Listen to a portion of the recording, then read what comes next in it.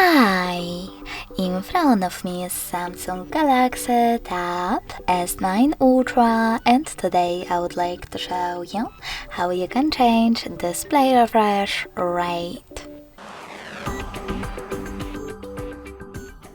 First of all, go into Devices Settings and scroll down to access Display. Then click on Motion Smoothness and tap on one of those options to set up the best one for you, Adaptive or Standard.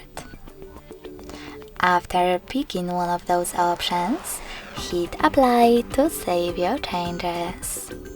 So when I do that, as you can see, screen refresh rate of my tablet has changed.